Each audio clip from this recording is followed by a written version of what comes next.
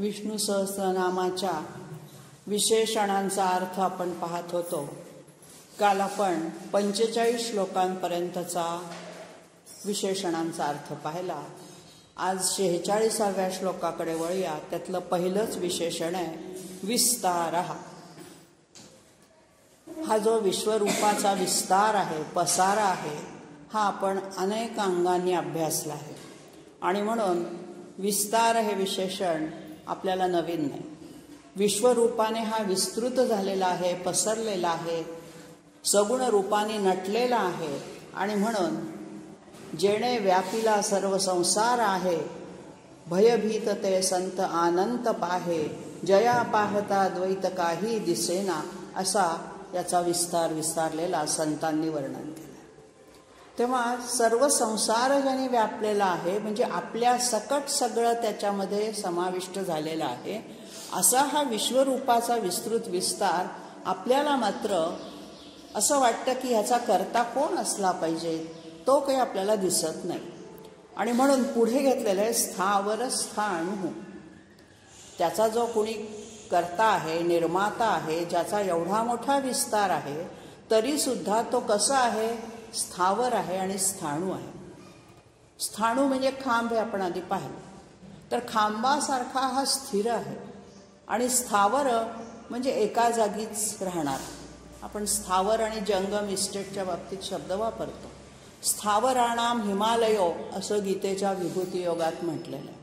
तेव्हा हा स्थावर म्हणजे एकाच ठिकाणी स्थिर राहणारा, अचल, अढळ असा जो कोण आहे स्थावर, हा कशा रूपाने स्थिर आहे, तर ज्याच्या आधारावर ही पृथ्वी किंवा हे ब्रह्मांड, हे विश्व उभं राहिलेलं आहे, तोलून धरलेला आहे, असा हा मजबूत असा हा खांब आहे.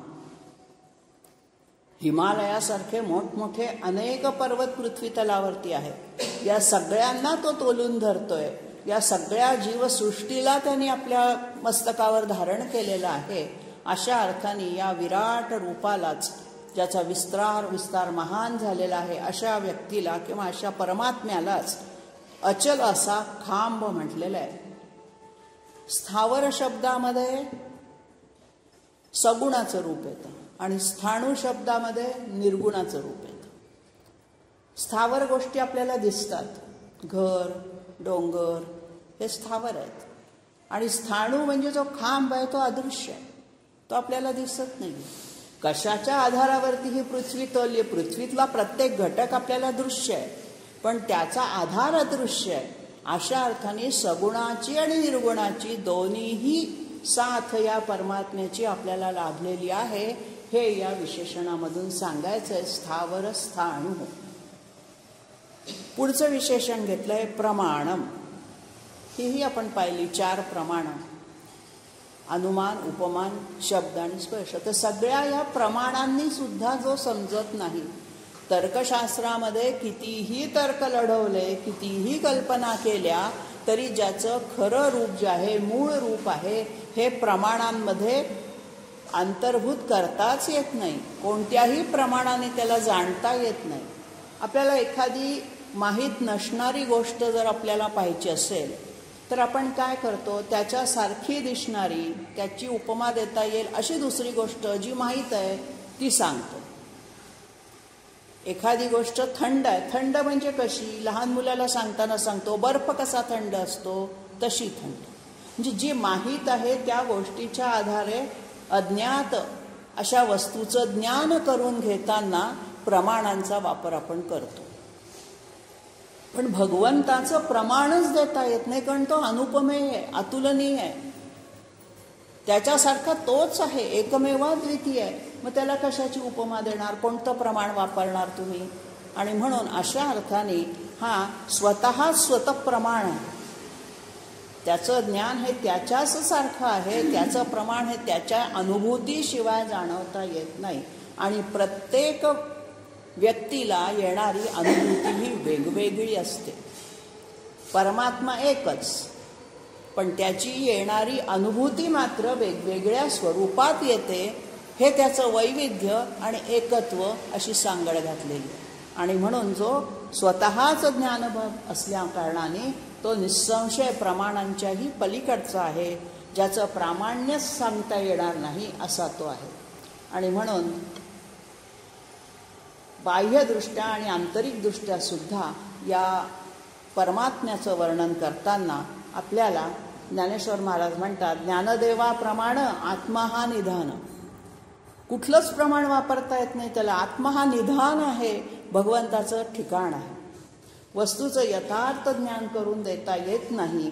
ज्या अनाकलनीय अशा परमात्म्याचं खरं स्वरूप जाणता येत नाही, परंतु ते अनुभूतीने सुद्धा जाणवता येतं, अशा अर्थाने त्याला प्रमाण शब्द म्हटलं.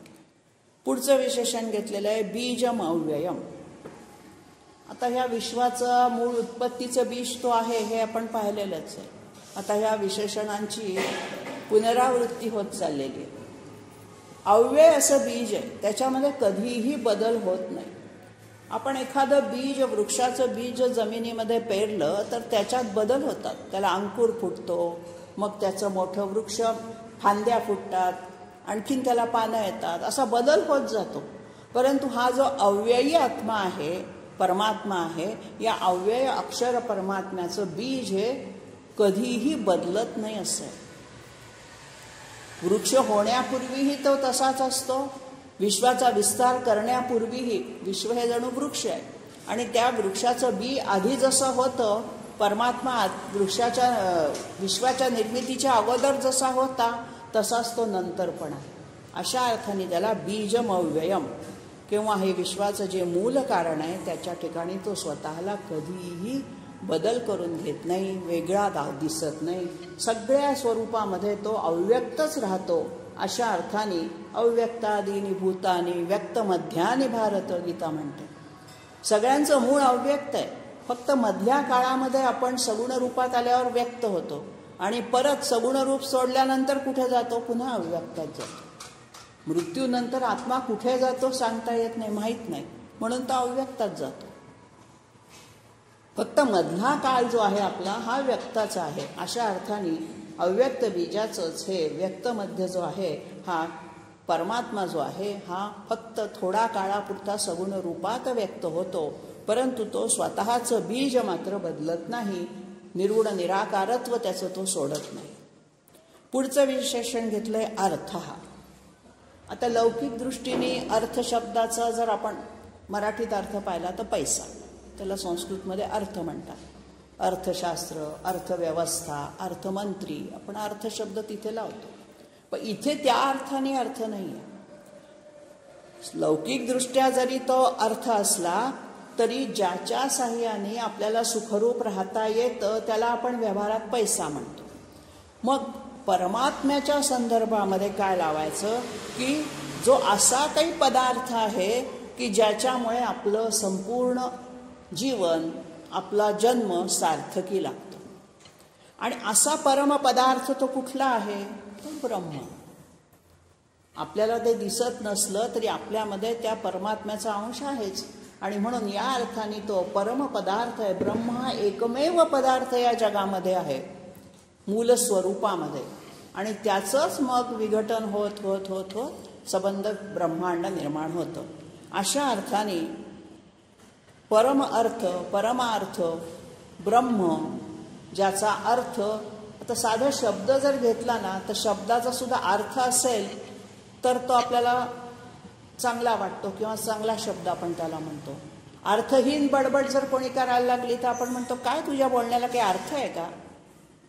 मग तिथे अर्थ म्हणजे पैसा नसतो. शब्दाचा जो अर्थ आहे तो त्या शब्दामध्ये अनुस्यूत असतो, लपलेला असला पाहिजे. त्याप्रमाणे तो शब्द घडलेला असला पाहिजे, तर त्या शब्दाला आपण सार्थ म्हणतो, योग्य म्हणतो. अशा अर्थाने सुद्धा या ठिकाणी अर्थ हा शब्द वापरलेला आहे. आता हे पदार्थ जे हा जो पदार्थ एकमेव ब्रह्म हा पदार्थ हा कसा आहे? चिन्मय आहे. ज्या वेळेला कुंभार मडकं घडवतो ते कशाचं असतं? मातीचं. त्याला आपण काय म्हणतो? मृण्मय. संस्कृत शब्द आहे, मातीच्या याला मृण्मय. तसा हा भगवंत परमात्मा कसा आहे? चिन्मय आहे. त्याचं स्वरूप चित आहे.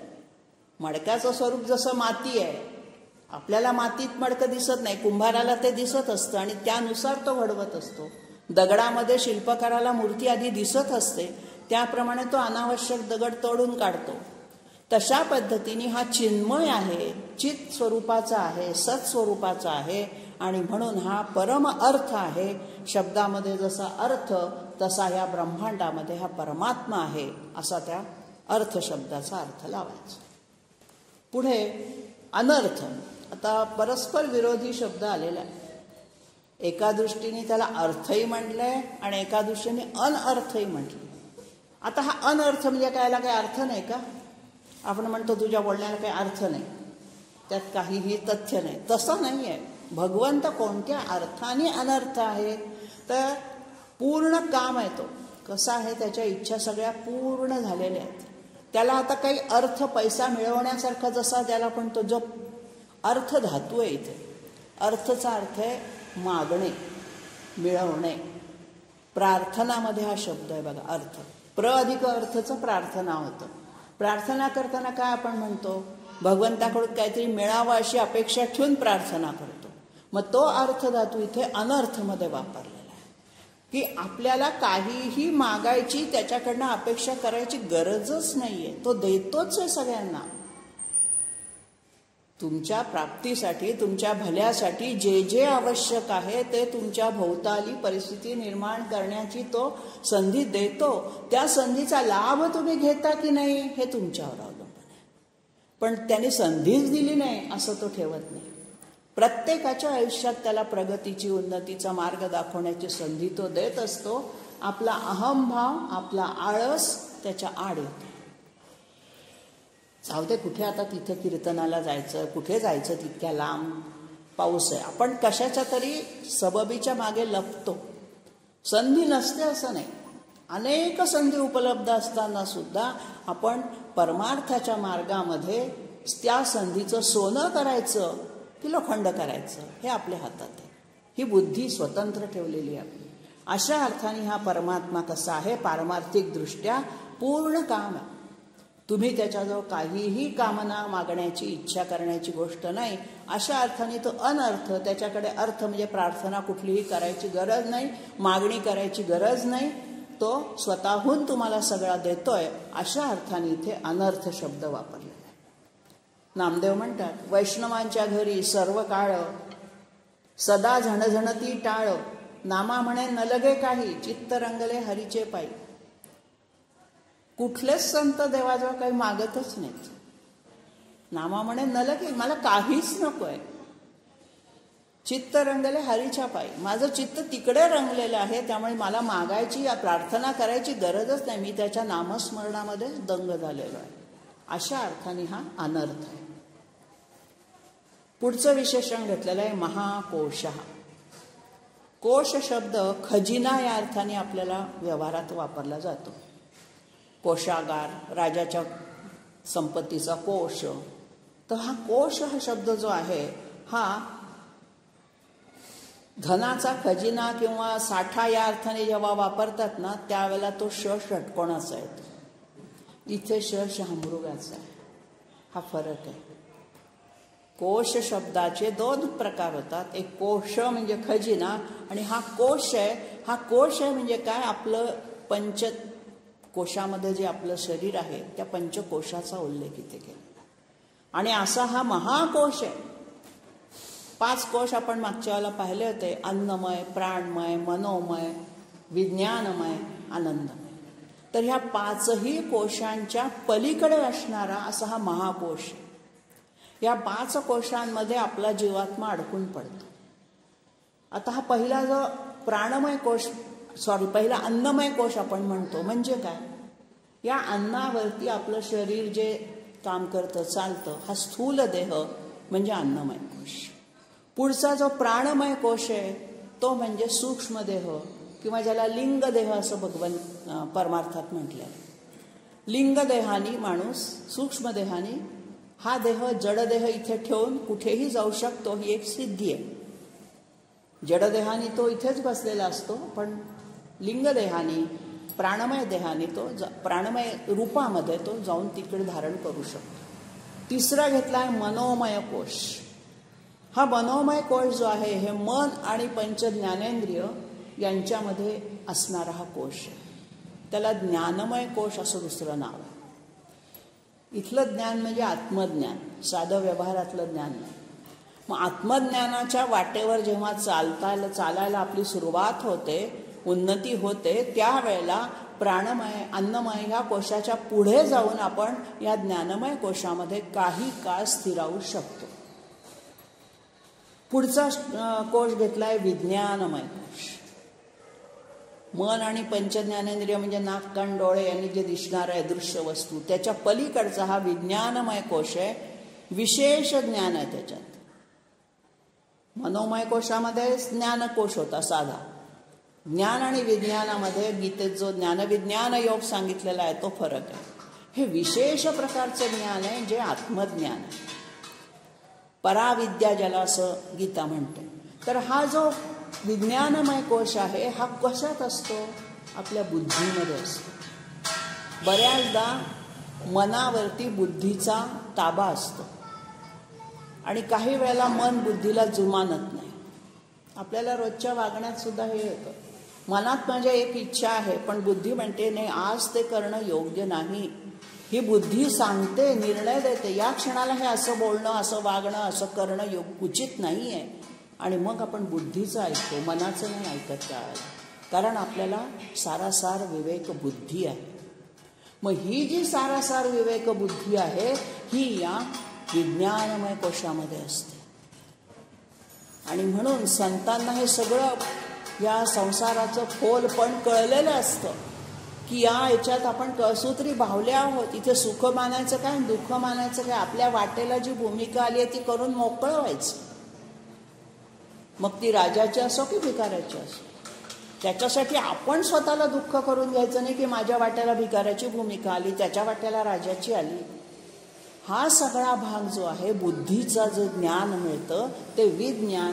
आणि हा विज्ञानमय कोश हा संतांच्या पर्यंत गेल्यानंतर किंवा तिथपर्यंतची पातळी गाठल्यानंतर उकलत जातो.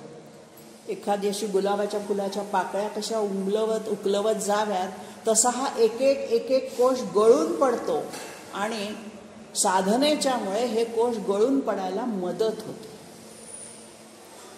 आपण साधनेच्या मार्गावर ज्यावेळेला भक्ती मार्गाने जा, ज्ञानमार्गाने जा, योग मार्गाने जा, कोणत्याही मार्गाने तुम्ही गेलात तरी साधनेच्या द्वारे हे पंचकोश गळून पडायला सुरुवात होते आणि हळूहळू जीवाचा प्रवास परमात्म्याकडे करायला सुरुवात होते.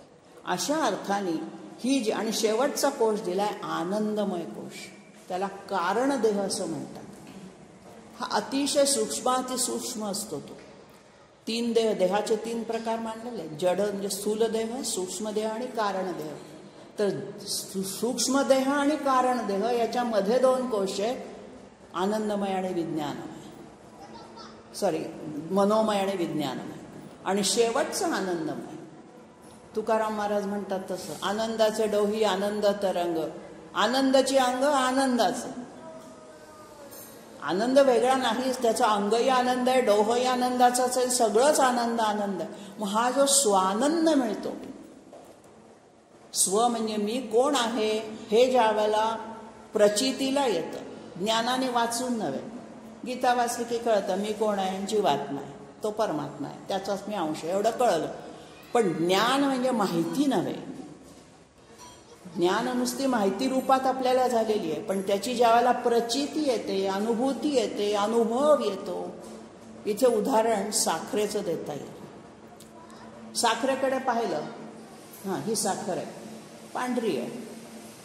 ज्याने कधी साखर खाल्लेलीच नाही त्याला सांगितलं की साखर आहे हे गोड आहे, तो म्हणे कशावरून, ही तर नुसती पांढरी दिसते, दिसायला मला दाखवली साखर, साखरेचं ज्ञान झालं, ही साखर आहे हे ज्ञान मला झालं.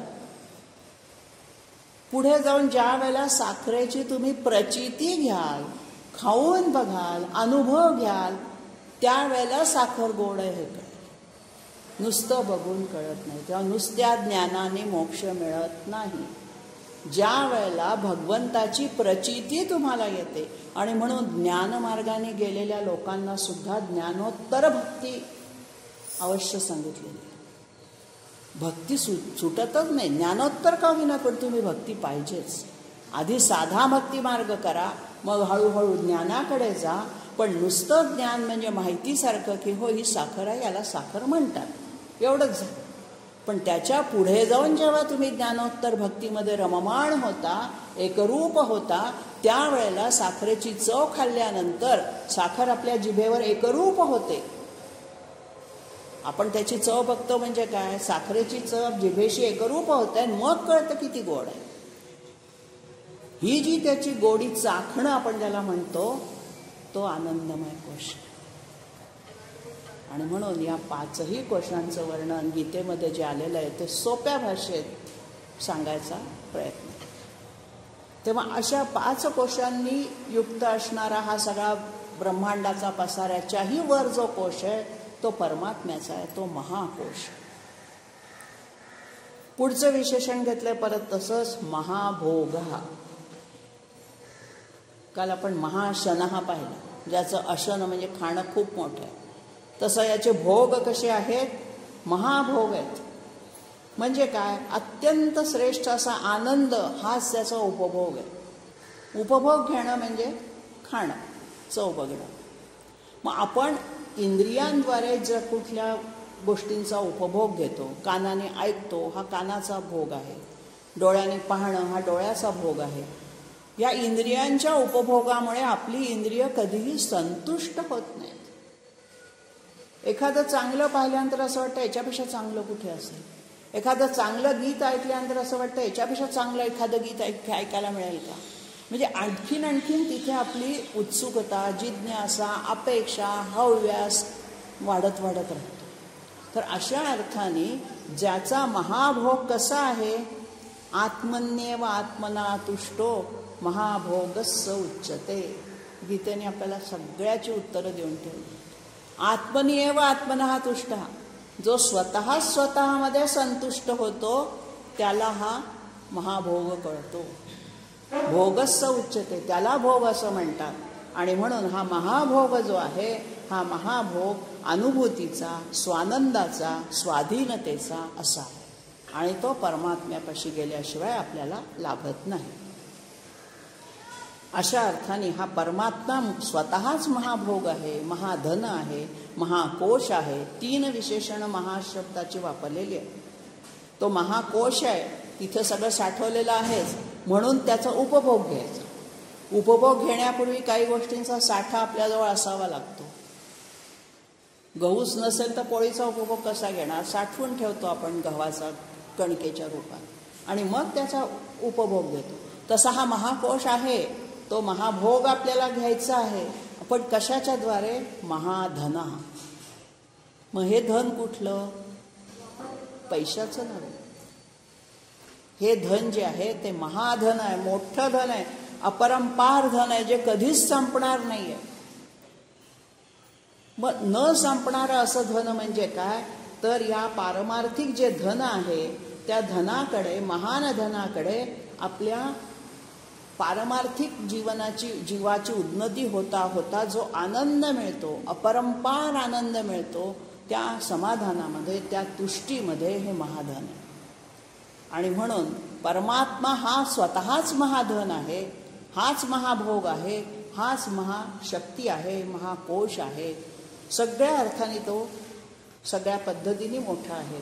आणि म्हणून आपल्या ऐहिक जीवनासाठी जसं धन उपयोगी आहे, तसं पारमार्थिक जीवन जगण्यासाठी किंवा अध्यात्म विद्या जाणण्यासाठी कोणती 2 सूत्र आवश्यक आहे ते धन मिळवायसाठी, तर ब्रह्मसत्यम जगन मिथ्या आणि जीवो ब्रह्मैव नापरः. शंकराचार्य म्हणतात ही 2 सूत्र ज्याला कळली त्याच्याजवळ हे धन आलं. ब्रह्मसत्यम, ब्रह्म हे एकमेव सत्य आहे आणि हे सगळं जग हे मायेत, मिथ्या म्हणजे खोटं या अर्थाने नाही आहे, भासमान आहे, भास, आभास आहे नुसतं, मायावी आहे, मायेचा भास आहे तो सगळा. आणि एकदा का जसं स्वप्न हा भास असतो, स्वप्नातून जागं झाल्यावर कळतं की त्या स्वप्नामध्ये जे काय घडलं ते खोटं होतं. तसं काही प्रत्यक्ष आत्ता नाही घडत आहे. स्वप्नात आग लागलेली दिसली, आग आग पडून माणूस ओरडला, पण समोर उठून बघतो कुठं आग आहे, आग नाहीच आहे. तो भास होता त्याला झालेला. तसं या जगाचं, ह्या सगळ्या विश्वाचा पसारा हा एक भास आहे, खेळ मांडलाय भगवंताने. आणि त्या खेळातले आपण सोंगटे आहोत. आणि अशा रूपाने ब्रह्म सत्यम जगन मिथ्या आणि जीवो ब्रह्मैव ना करा. जीव कोण आहे? ब्रह्मैव. आपला जीव हा ब्रह्माचाच रूप आहे, फक्त त्याच्यावरती मायेचं आवरण चढलेलं, अज्ञानाचं आवरण चढलेलं आहे. मग हे अज्ञानाचं आवरण, हे मायेचं जे झाकण त्याच्यावर घातलं गेलंय, हे झाकण उघडण्यासाठी ही 2 सूत्र पाहिजेत. ब्रह्म सत्यम जगन मिथ्या. सगळं तत्वज्ञान शंकराचार्यांनी या 2 सूत्रांमध्ये आणून बसवले.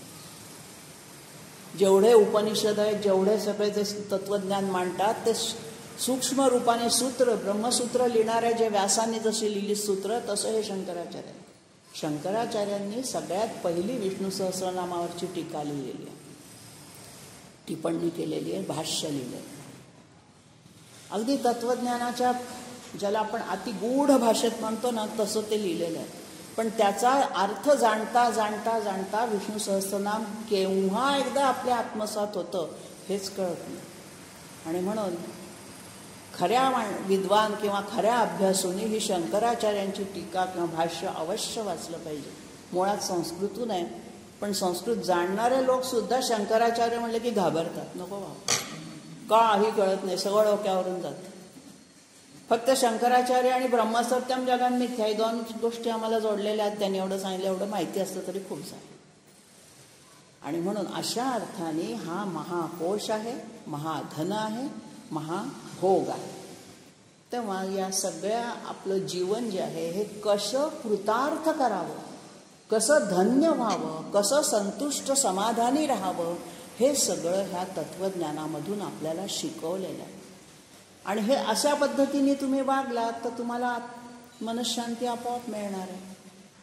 मनःशांतीसाठी बाहेर जाण्याची गरजच नाही, क्लासेस लावण्याची गरजच नाही आहे. मनःशांती ही तुमच्या स्वतःच्या हृदयात आहे, मनात आहे. फक्त ते मन शांत कसं करायचं एवढं शास्त्र शिकवतात. पुढची प्रक्रिया तुमची तुम्हाला करायची. प्रयोग कसा करायचा रसायनशास्त्राचा सांगतात ते. हे एक पदार्थ घ्या, हा एक घ्या, असं असं करा. क्रिया सांगितली, कृती सांगितली सगळी.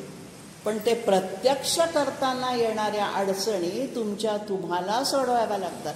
जसं एखाद्या स्वयंपाकाच्या पुस्तकामध्ये रुचिरामध्ये बघून एखादा पदार्थ करायला घ्यावा आणि त्यांनी तिथे कुठे लिहिलेलं नसतं गॅस पेटवा.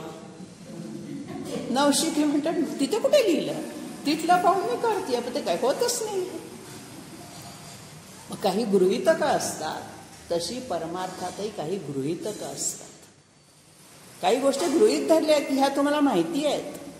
मग ती माहिती होण्यासाठी गीता वाचायची, ती माहिती होण्यासाठी सगळ्या विष्णू सहस्रनामाचा अर्थ जाणून घ्यायचा असतो. पुढच्या विशेषणांकडे वळा. पुढच्या श्लोकातलं पहिलं विशेषण आहे अनिर्विण्ण.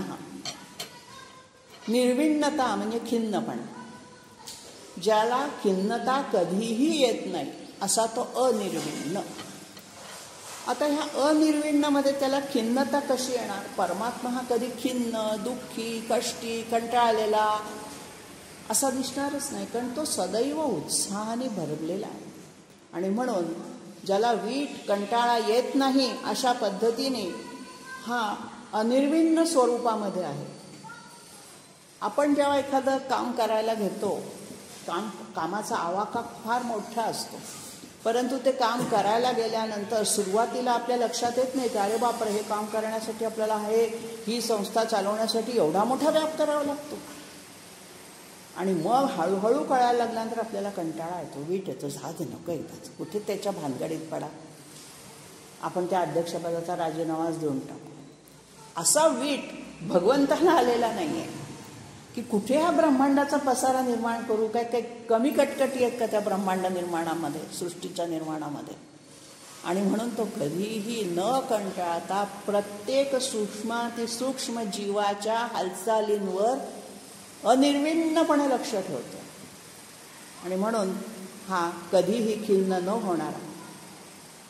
काय असतं, आपली कार्यशक्ती कशामुळे क्षीण होते? एखादं काम करण्याची, एक तर असते अहंता, ममता आणि फलासक्ती. त्याच्यातून मला काय मिळणार आहे, हे काम मी केलं, ऑनररी केलं, मला काय मिळणार आहे, हा भाव आला की तुमचं कार्य करण्याची क्षमता कमी होते. तसा भाव भगवंताजवळ नाहीच. आपणहून ज्या वेळेला आपण एखादी गोष्ट स्वीकारतो की नाही मी आता आज हे करणार, त्यावेळेला त्या गोष्टीचा कंटाळा येत नाही. पण कुणीतरी आपल्याला सांगितलंय अगं हे करून दे ग, मग येतं जमतं, आज नको आता उद्या दे. तसं भगवंतानी स्वतःहून स्वीकारलेलं हे सगळं, आणि म्हणून त्याला कंटाळा, निर्विण्णता कधीही येत नाही. सदैव तो उत्साही. आता हा गुण आपण त्याच्याकडनं घेतला पाहिजे. भगवंताचा, परमात्म्याचा जर अंश आपण आहोत तर सगळे गुण अंशरूपाने का होईना आपल्यात आणले पाहिजे, हे आपल्याला या विशेषणांमधून शिकायचं. पुढचं विशेषण आले स्थविष्ठ. स्थविष्ठ याचा शब्दशः अर्थ घ्यायचा स्थूल, मोठा आकार. आता हा विराट रूपामध्ये स्थूल आहेच, फार काही त्याचं वेगळं सांगायचं गरज नाही. मग हा जो विराट पुरुष कल्पिलेला आहे, ज्याचं विश्वरूप दर्शन त्यांनी अर्जुनाला दाखवलं, त्याचं उपनिषदामध्ये वर्णन करताना असं केलंय की त्याचं मस्तक म्हणजे काय आहे तर स्वर्ग. त्या विराट पुरुषाच्या सगळ्या अवयवांच्या ठिकाणी काही कल्पलेलं आहे. खरोखरी तसा पुरुष आहे असं नाही, पण ती कल्पना यावी की हा विराट पुरुष केवढा व्यापक आहे, स्थविष्ठ आहे, स्थूल आहे, मोठा आहे. अशा अर्थाने तिथे म्हटलंय की याचं मस्तक म्हणजे स्वर्ग आहे. त्याचे डोळे कुठले असतील तर सूर्य आणि चंद्र हे त्याचे डोळे आहेत. त्याचं मुख अग्नी हे त्याचं मुख आहे. त्याच्यानंतर त्याचं शरीर जे आहे ते शरीर म्हणजे आकाश आहे. त्याचा हात म्हणजे दिशा आहेत. चतुर्भुज विष्णूचे 4 हात म्हणजे 4 दिशा आहेत, मुख्य दिशा. त्याचे पाय म्हणजे चरण आहेत, हे काल आहे. चरण कालाच्या ठिकाणी मांडलेले आहेत. कालगती, कालचक्र जे आहे ते सतत फिरतं, तसं त्याचे पाय येतो, सतत सगळीकडे फिरतो. आणि त्याचं बसण्याचं ठिकाण, पादपीठ आपण ज्याला म्हणतो, ते आहे पृथ्वी. तो पृथ्वीवरती बसलेला आहे. अशा पद्धतीने हा स्थविष्ठ जो आहे, जन्म मृत्यू विरहित असणारा, हा पुढचा अभूमधला जो अर्थ आहे तो विराट रूपामध्ये आधी तो स्थूलतेने सांगितला, आता अभूमध्ये तो सूक्ष्मतेने सांगितला. आपल्याला दिसत नसलं तरी त्याचं रूप स्थूल आहे, विराट आहे, हे आपण जाणू शकतो. पण तो अभू आहे हेही आपण पाहिलेले. अजन्म आहे तो, त्याला जन्म नाही. ज्याला जन्म नाही त्याला मरणही नाही. अशा अर्थाने तो अभू. भवती इति भू, जो होतो, तयार होणे, भू धातूचा अर्थ. जो होतो तो भव. पण हा ज्याचा भवच होत नाही, अभू आहे, तो तयार होत नाही, निर्माणच होत नाही, जन्मच होत नाही त्याचा, मग त्याच्यात बदल तरी कसा घडणार. आणि अशा अर्थाने त्याला जन्मादी विकार ज्याच्याजवळ नाहीत, जन्म मृत्यू विरहित असणारा शाश्वत, या सृष्टीच्या आधीही होता, सृष्टीच्या नंतर, कल्पांतानंतर पण राहणार आहे, आणि आजही आहे तसाच आहे. अशा अर्थाने अभू असं म्हटलेलं आहे. न भू अभू. किंवा भूचा अर्थ दुसरा असा काढला विद्वानांनी, भू म्हणजे पृथ्वी. हा जो पृथ्वी असा जर अर्थ घेतला तर पृथ्वी स्वरूप असणारा, जगद रूपाने जो जन्म घेतो, विश्वाच्या रूपाने पृथ्वीसारखा आहे. आता पृथ्वीची मग सगळी लक्षणं त्याला लागू करायची आणि मग शेवटी परत त्याचं विराट रूप दाखवायचं. परंतु त्या अर्थापेक्षा पहिला जो अभू अर्थ आहे तो आपल्याला जास्त भावतो. परंतु आहे भू असा पाठ घेऊन सुद्धा जगद रूपाने जन्मणारा, भू म्हणजे जग, अशा अर्थाने त्याचा अर्थ लावलेला आहे. पुढचा शब्द घेतलेला आहे धर्मयूप. आपण यूप शब्द पाहिला. यज्ञाचा जो खांब असतो त्याला यूप म्हटलेला आहे. आता याच्यामध्ये यज्ञाचा उल्लेख आलेला आहे. धर्मयूप आहे. धर्म हाच जणू काही एक खांब आहे स्थिर, आणि त्या खांबाभोवती यूप ज्याला आपण म्हणतो, म्हणजे यज्ञीय जो पशु असतो तो पशु ज्या खांबाला बांधला जात असे, त्याची पूजा केली जात असे, त्याला यज्ञ धर्मयूप असं म्हटलं जातं. आता इथे जो पशु बांधलेला आहे, मी मागेही सांगितलं, पशु म्हणजे कुठलीही बकरी बोकड असा पशु नाही.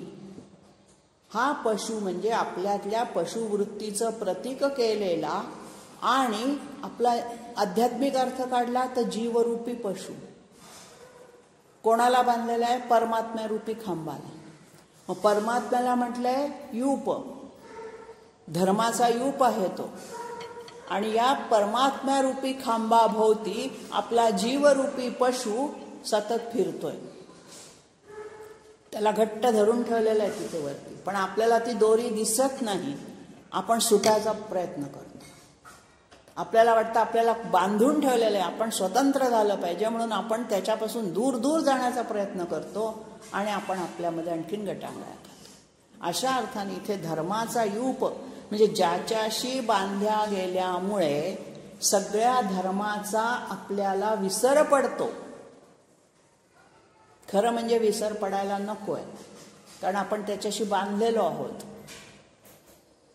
पण आपण जन्माला आल्यानंतर ते सगळं विसरतो. असं म्हणतात, गर्भामध्ये बालक असतं तोवर सोहम सोहम जप करत असतो आणि जन्माला आल्यानंतर कोहम कोहम म्हणायला लागतो. तो विसरून जातो मी सोहम आहे. जन्मता क्षणीच त्याला मी कोण आहे, मी कोण आहे, मी कुठे आलो असं व्हायला लागतं. त्या अर्थाने इथे वापरला हा धर्माचा जो यूप आहे. आपलं संपूर्ण जीवन जणू काही एक यज्ञ आहे आणि आपल्या संपूर्ण जीवन हा यज्ञमय करण्यासाठी हा यज्ञ आपलं जीवन कशावर आधारलेलं पाहिजे तर धर्मावर. धर्म धारयति इति धर्मः किंवा धारणात धर्म इति आहो ही धर्माची व्याख्या. तर आपल्या जीवनाचं धर्मरूपी परिघामध्ये आपण फिरलं पाहिजे. तो परिघ सोडून आपण बाहेर जाता कामा नये. आपला जीवपशु ज्याला बांधलाय तो परमात्मा स्थिर आहे, स्थाणू आहे. अशा अर्थाने तो यूप आहे, खांब आहे आणि आपण त्याच्या भोवती त्या परिघामध्ये सतत फिरताना धर्माचं भान ठेवलं पाहिजे, म्हणजे मग आपला उद्धार होतो. पुढे म्हटलंय महामख. हा मख परत यज्ञाच्या संदर्भात. मख हा शब्द यज्ञाला समानार्थी आहे. क्रतू, मख, यज्ञ, हे सत्र, हे सगळे यज्ञाचे शब्द आहेत. आता हा महामख जो आहे हा मोठा यज्ञ आहे. तो स्वतःच एक मोठा यज्ञ आहे. आता यजुर्वेदामध्ये ज्या महायज्ञांचा उल्लेख केलेला आहे त्याच्यामध्ये वाजसनेय यज्ञ आहे किंवा सोमयाग आहे, अश्वमेध यज्ञ. सगळी पृथ्वी जिंकल्यानंतर हा अश्वमेध यज्ञ केला जातो, रामाने केलेला तसा. तर हा अश्वमेध यज्ञाचा घोडा जसा सोडला जातो किंवा वाजसनेय संहितेमध्ये लिहिलेला वाजसनेय याग आहे किंवा सोमयाग, यासारखे जे मोठे मोठे यज्ञ केले जातात त्या यज्ञाची देवता हा परमात्मा असतो. त्या यज्ञाची देवता विष्णुयागात विष्णुयागाची देवता विष्णू आहे. गणेश याग केला तर त्याची देवता गणेश याग आहे. दत्तयाग करतो त्यावेळेला दत्त ही त्याची देवता आहे. पण हे मोठे मोठे यज्ञ अशा छोट्या एखाद्या देवतेसाठी केलेले नसतात. ते अनेक काळ चालतात. पुढच्या श्लोकामध्ये येणार आहे त्याचा उल्लेख. तर ते असे महामख जे स्वरूप आहे, परमात्मा हीच त्यांची देवता आहे आणि त्या यज्ञामध्ये मोठमोठे यज्ञ आहेत ते ज्याचं स्वरूप आहे असा हा महामख. पुढे त्याचं जास्त स्पष्टीकरण आपण बघू. पुढचं विशेषण घेतलंय नक्षत्र नेमी. नक्षत्र मंडलांचा हा नेमी म्हणजे केंद्र आहे. आपल्याला माहिती आहे 12 राशींची 27 नक्षत्र, सूर्याचा जो भासमान भ्रमण मार्ग, सूर्य खरा फिरत नाही, फिरते पृथ्वी, पण हा जो भासमान परिवलनाचा परिभ्रमणाचा जो मार्ग असतो त्याच्यावरती 12 राशी कल्पलेल्या आहेत आणि त्या 12 राशींमध्ये त्यांचं थांबण्याचं ठिकाण सूर्याचं त्याला नक्षत्र असं म्हणतात. नक्ष धातूचा अर्थ आहे चालणे, फिरणे आणि हा नक्षत्र आहे तिथे तो प्रवास करताना थांबण्याचं ठिकाण आहे त्यांचं. तर हा जो चक्राकार पद्धतीने हा नक्षत्र नेहमी आहे. गोल गोल गोल त्या परिघामध्ये तो फिरत राहतात नक्षत्रमंडल. मग ह्या आणि पुढचंच विशेषण घेतलंय नक्षत्री, म्हणजे नक्षत्रांवरती नियमन करणारा. नेहमी म्हणजे मध्य, नाभी, केंद्रबिंदू त्यांचा ज्याच्या भोवती ते फिरतात तो केंद्रबिंदूही तोच आणि ती नक्षत्र पण तोच आहे. या अर्थाने त्याला नक्षत्री म्हणतात. आपण ही जी ज्योतिषामध्ये किंवा जन्मपत्रिका कुंडली करताना म्हणतो अश्विनी, भरणी, पुष्य, रोहिणी ही सगळी नक्षत्र आहेत. ह्या नक्षत्रांची माहिती तैत्तरीय संहितेमध्ये खूप सविस्तर दिलेली आहे. म्हणजे अगदी ह्या नक्षत्रांना ते नाव का पडलं. आता पहिलं जर अश्विनी नक्षत्र पहिलं दिलेलं आहे तर अश्विनी नक्षत्राचे 3 तारका आपल्याला आकाशात दिसतात आणि त्यांचा आकार घोड्यासारखा आहे. अश्व म्हणजे घोडा. तर अश्वासारखा दिसणारे 3 ताऱ्यांना अश्विनी नक्षत्र म्हटलेलं आहे. तर अशा या प्रत्येक नावावरून त्याचं जे स्वरूप आहे, त्याच्या तारकांचं जे चिन्ह आहे ते दाखवलं. मृगशीर्ष नक्षत्र हरणाच्या मस्तकासारखं ते दिसतं. तर ही सगळी माहिती आपल्याला एकतर ज्योतिषशास्त्रामध्ये मिळते किंवा तैत्तिरीय संहितेमध्ये. तर आपल्याला फक्त पाहायचं आहे की हा नक्षत्र नेहमी आणि नक्षत्री कशा स्वरूपात आहे. या सगळ्या नक्षत्रांना जे तेज प्राप्त झालेलं आहे, त्या लखलखणाऱ्या तारकापुंज आहेत ते, तर यांना कुणी तेज दिलं? तर भगवंताने, परमात्म्याने. आणि अशा अर्थाने तो नक्षत्री पण आहे आणि सगळी नक्षत्र त्याच्या ताब्यात असतात. तो जसं सांगेल तसे ते फिरतात. अशा अर्थाने त्याला नक्षत्र नेहमी पण म्हटलेलं आहे. तेव्हा या सगळ्यांचं तेज ही सगळी नक्षत्रांच्या रूपाने, तेजोरूपाने नटलेला असा हा परमात्मा. पुढचं विशेषण घेतलेलं आहे क्षमः. क्षम म्हणजे समर्थ असणं, एखादं कार्य करायला समर्थ असणं, अशा अर्थाने हे क्षम शब्द वापरलेला आहे. म्हणजे काय? सगळी कार्य करण्याची आपल्यामध्ये ताकद पाहिजे, सामर्थ्य पाहिजे. आणि त्याचबरोबर कसे पाहिजे आपण? क्षम म्हणजे क्षमाशील पण पाहिजे.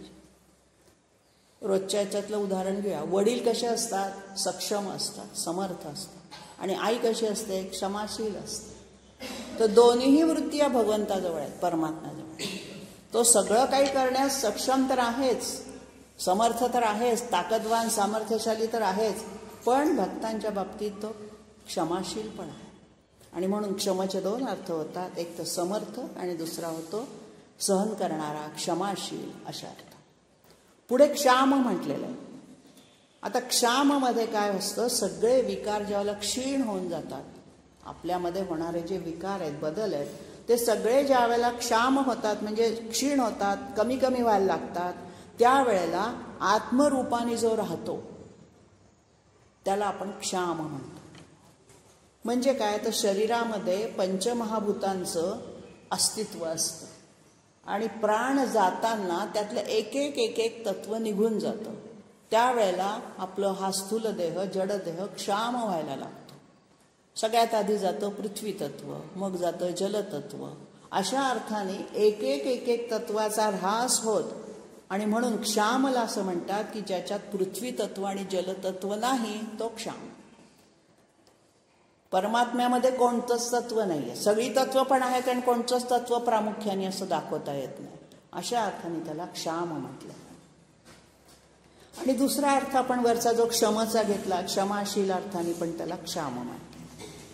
शेवटचं विशेषण आहे समीहनः. सम्यक इहते इथे समीहन. सम्यक म्हणजे योग्य. आणि इहन शब्द आहे, सम इहन. इहन म्हणजे कार्य. कोणतीही कार्य करण्याची जी इच्छा किंवा कार्य ते इहन असतं. आधी आपल्याला इहा म्हणजे इच्छा व्हावी लागते आणि इच्छा झाल्यावर जे करतो ते इहन. मग हे सम्यक, अतिशय योग्य, समर्पक, सम्यकला म्हणतात समर्पक, समर्पक रीतीने कार्य करणारा तो आहे. त्याच्या कार्यात त्याच्या हातनं प्रमाद होत नाही, चुका घडत नाही. काले आपण या अर्थाने पाहिलं. विश्व दक्षिण आहे, कुशल आहे सगळ्या कामामध्ये. आणि म्हणून जो जगाची उत्पत्ती करण्याची प्रेरणा किंवा इच्छा बाळगतो आणि ते कार्य करतो, ते उच्च कोटीचं परमात्म्याचं कार्य म्हणजे काय? तर विश्वनिर्मिती. मग एवढ्या उच्च कोटीचं कार्य करताना, महान कार्य करताना तो समीहन असलाच पाहिजे. त्याची क्रियाशक्ती, इच्छाशक्ती अतिशय बलाढ्य असली पाहिजे. त्याशिवाय त्याच्या हातून एवढं महान कार्य होणारच नाही. आणि म्हणून जग उत्पन्न करण्याची प्रेरणा, अत्युच्च कोटीच्या निर्मितीचा उद्देश ठेवून केलेलं हे त्याचं कार्य जे आहे, म्हणून त्या अर्थाने त्याला समीहन असं म्हटलेलं आहे.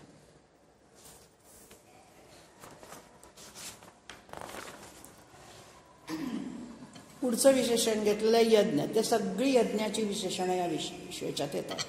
यज्ञ म्हणजे काय? सगळ्या प्रकारच्या यज्ञाला आपण मगाशी पाहिलं असतो, स्वतःच मुळात महायज्ञ आहे. महामख म्हटलं, इथे यज्ञ वापर. दुसरं घेतलं इज्ज. इज्ज म्हणजे काय? ज्याच्यासाठी आपण आहुती टाकतो ती देवता, ज्याला यज्ञरूपी आराधना, ज्या आराध्य तत्वाला, तर विष्णू त्या यागामध्ये विष्णू हे इज्ज असतं. असा हा सामान्य ज्याचे यज्ञ करतात त्यावेळेला जी जी देवता असेल त्या देवतेला इज्ज म्हटले जाते, ज्याची पूजा केली जाते. पूज्यमध्ये हा इज्ज शब्द आहे. ज्याची पूजा केली जाते ती इज्ज देवता, इष्टदेवता. पुढचं घेतलंय महेज्य. मग हा सगळ्या देवतांच्यामध्ये मुख्य आहे आणि म्हणून त्याला महेज्य म्हटलंय, मोठा आहे, परमयजनीय आहे. मग हा काय करतो? हा जो महामख आहे तोच हा परमयज्य, महेज्य. सगळ्यात श्रेष्ठ फळ कोणचं? तर मोक्ष. सगळे यज्ञ काही कामना, ऐहिक कामनेसाठी केले जात नाहीत. पुत्रकामेष्ठी यज्ञ पुत्रप्राप्तीसाठी होईल, पण हा जो महामख केला जातो हा मात्र मोक्ष स्वरूपाचं फळ मिळावं म्हणून केला जातो. आणि असा हा जो महान यज्ञाचं फल देणारा तो महेज्य. क्रतू हा सुद्धा पुन्हा यज्ञालाच शब्द वापरलेला आहे. मगाशी आपण यूप हा शब्द पाहिला, महायूप, त्यालाच क्रतू म्हटलेलं आहे. यात वेगळं काही नाही, म्हणून मी म्हटलं की पुढच्या श्लोकात ते सगळं येतच. म्हणजे काय? तर ज्या यज्ञाच्या खांबाला जीवरूपी पशु बांधला जातो तो क्रतू. या क्रतूमध्ये जे यज्ञ स्वरूप असतं त्या क्रतूचं हे साध्या यज्ञापेक्षा मोठं असतं. साधा यज्ञ म्हणजे विष्णुयाग, देवीयाग आपण जे काय करतो ते, आणि त्याच्यापेक्षा थोडासा मोठा असतो तो क्रतू असतो. आणि ह्या क्रतूपेक्षा सुद्धा आणखीन मोठा जो असतो त्याला सत्र असं म्हणतात, यज्ञ सत्र. जन्मेजय आणि सर्पसत्र यज्ञामध्ये केलं होतं ते सत्र. सत्र म्हणजे दीर्घ कालावधीपर्यंत चालणारा यज्ञयाग. त्याच्यामध्ये सगळ्याच देवतांचे यज्ञ असतात. एकही देवता सोडली जात नाही. आणि प्रत्येक देवतेच्या यज्ञकुंडाचा आकार वेगवेगळा असतो. तुम्ही जर लक्ष देऊन त्याचा निरीक्षण केलं तर लक्षात येईल. दत्तयागाच्या वेळेचं यज्ञकुंड आणि देवीच्या वेळेचं यज्ञकुंडाच्या आकारातही फरक असतो. आणि ते एक शास्त्र आहे जे यजुर्वेदामध्ये सविस्तररित्या दिलेलं आहे. आणि म्हणून असा हा सत्र जे आहे ते अनेकविध यज्ञ जे दीर्घकाल वर्षानुवर्ष चालतात. पूर्वी चालत होते, आता तेवढे चालत नाही. आता हा काळच वेगळा आलेला आहे. आणि म्हणून यज्ञसत्र ज्याला म्हणतात हे कशासाठी असायचं? विश्वकल्याणासाठी. पर्जन्य सूक्त जे लिहिलं गेलं ऋग्वेदात ते पाऊस पडावा या हेतूने. मग तो काही त्याचा स्वतःचा एकट्याचा स्वार्थ नसायचा. हे यज्ञसत्र चालवणारे जे महात्मे पुण्यात्मे होते, जे त्या ठिकाणी होम हवनाला बसायचे, ज्यांना होता म्हणत असत यजमान तर ते अतिशय व्रतस्थ राहत असत. तर ह्याच्या पुढच्याच विशेषणात घेतलेलं आहे सताम गती. ही जी सज्जनांची गती आहे ही यज्ञामुळे आपल्याला प्राप्त होते. यज्ञ मार्ग, जीवन हा एक यज्ञ, मी परवाच तुम्हाला म्हटलं. आणि म्हणून शंकराचार्यांनी 5 यज्ञ सांगितलेले आहेत. ब्रह्मयज्ञ, देवयज्ञ, पितृयज्ञ, भूतयज्ञ आणि अतिथी यज्ञ. फार खोलात नको जायला, पण हे 5 यज्ञ म्हणजे काय? तर आपलं जीवन सुफल व्हावं यासाठी आवश्यक गोष्टींना आहुती देणं. यज्ञ याचा अर्थ त्याग. सोप्या भाषेत गीतेने जी यज्ञाची व्याख्या केली आहे ती त्यागमय. त्यागात यज्ञ. आपल्या जवळ असलेल्या वस्तू दुसऱ्याला द्यायच्या, दान प्रवृत्ती, दानात यज्ञ. तर अशा हेतूने केलेले गीतेने 3 हेतू सांगितलेत यज्ञाचे, सात्विक, राजस आणि तामस. तर सात्विक दृष्ट्या जे केलं जायचं ते सताम गतीसाठी असायचं. म्हणजे सज्जनांना किंवा सत्पुरुषांना मरणोत्तर जी गती हवीशी वाटते ती सताम गती. सत म्हणजे सज्जन. तर आपल्यालाही ती हवीशी वाटावी अर्थाने सताम गती म्हटलं. म्हणजे ज्याच्या प्राप्तीसाठी मरणोत्तर गती प्राप्त व्हावी म्हणून हे सगळे यज्ञयाग केले जात असत. काहीमध्ये ऐहिक कामना होत्या, इंद्राच्या आहुत्या दिल्या जायच्या, त्या ऐहिक कामनेने दिल्या जायच्या. आणि परमात्म्याच्या साठी ज्या आहुती दिल्या जायच्या त्या सगळ्या निस्वार्थ भावनेने, विश्वकल्याणाच्या भावनेने दिल्या जायच्या.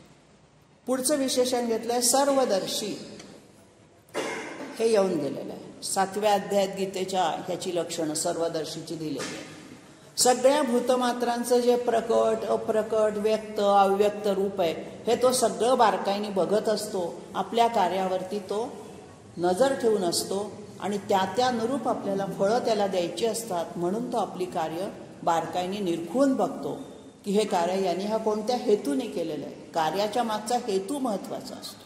स्वार्थाने केलेलं आहे की परार्थाने केलेलं आहे, विश्वाच्या भल्यासाठी केलं आहे की फक्त स्वतःच्या भल्यासाठी केलं आहे, या अर्थाने हा सर्वदर्शी आहे, सगळीकडे त्याचं लक्ष असतं.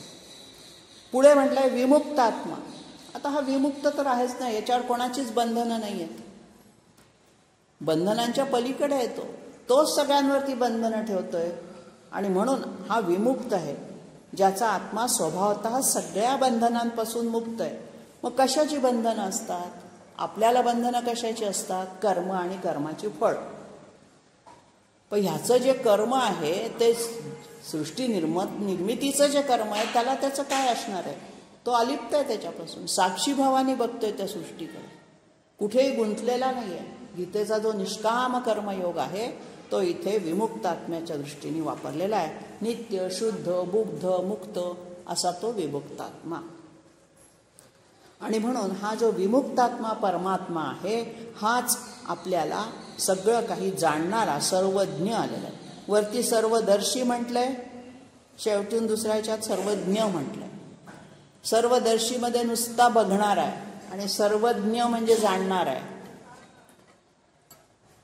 जाणणारा कसा? जसं साखर खाऊन पाहिलं की साखरेची गोडी कळते, तो सर्वज्ञ झाला, साखरज्ञ झाला. आणि नुसतं साखरेकडे पाहणारा तो सर्वदर्शी झाला. म्हणून आपण कसे आहोत? आपण नुसते दर्शी आहोत, भगवंताचं दर्शन घेतो, पण तो भगवंत चाखून बघत नाही की कसा आहे. त्याची अनुभूती जेव्हा आपल्याला येईल तेव्हा आपण सुद्धा या भगवंतासारखे सर्वज्ञ होऊ.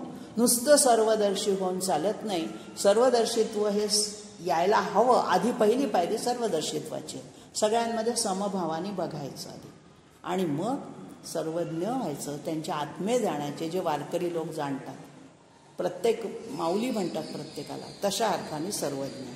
आणि शेवटचं विशेषण घेतलंय ज्ञानमुत्तमम. उत्तम प्रकारचं ज्ञान स्वरूपच त्याचं. आता इथे ज्ञान म्हणजे पुन्हा आत्मज्ञान किंवा अद्वैत बोधाचं ज्ञान, ज्याला अध्यात्म विद्या असं गीता म्हणते. आता परत हा परमात्मा शुद्ध ज्ञान म्हणजे कशाचं ज्ञान आहे? त्याला दिक्कालाच्या मर्यादा नाही आहेत त्या ज्ञानाला, अनंत असं ज्ञान आहे ते. परमात्मा प्राप्तीचं ज्ञान, आत्मज्ञान. सत्यम ज्ञानम अनंतम ब्रह्म हे जाणून घेण्याचं ज्ञान, ब्रह्माचं स्वरूप जाणून घेण्याचं जे ज्ञान, असा हा उत्तम प्रकारचं जे अद्वैत बोधाचं ज्ञान आहे, हा सर्वश्रेष्ठ ज्ञान स्वरूपच तो आहे. त्याचं स्वरूपच ज्ञानमय आहे, त्याचं अंगही ज्ञानमय आहे, त्याचं दर्शनही ज्ञानमय आहे. आणि म्हणून आत्मज्ञानाकडे आपण वळावं, हे या विष्णू सहस्त्रनामाचा हेतू आहे, की आपणही आत्मज्ञानाच्या स्वरूपाला जाणून घेण्याचा अल्पसा का होईना प्रयत्न या विशेषणांच्या माध्यमातून करून